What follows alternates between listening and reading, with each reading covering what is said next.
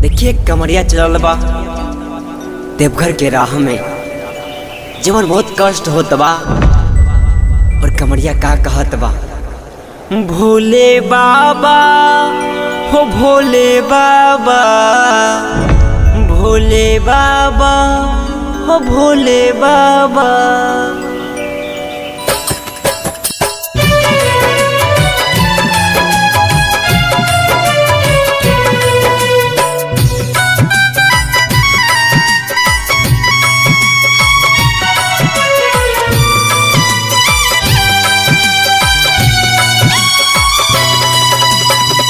गोरबा में छाला पड़ल पहुँची कैसे धाम हो, गड़े कंकर पत्थल छूटा तारे घाम हो।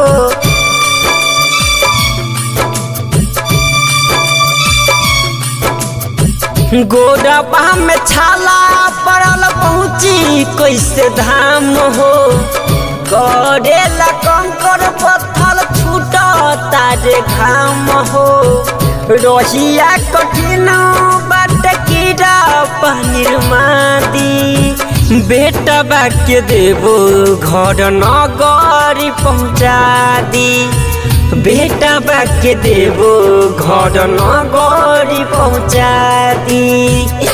भोले बाबा हो भोले बाबा, भोले बाबा हो भोले बाबा।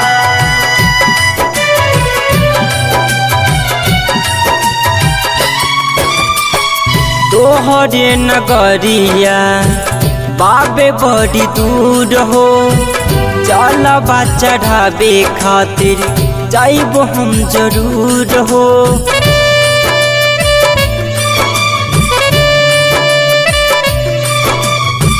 तोहरे नगरिया बाबे बड़ी दूर हो, जलवा चढ़ावे खातिर जाइब हम जरूर हो।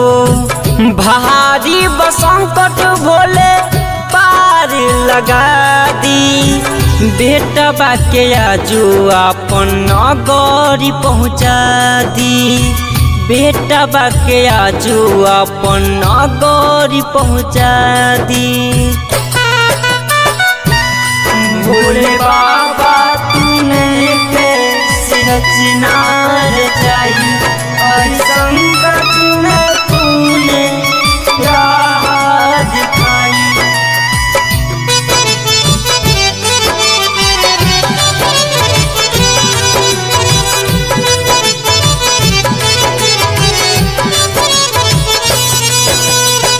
भंगिया धतुरु बेला पतर चढ़ाइबू, मनमा के बतिया रोए से बताइबू।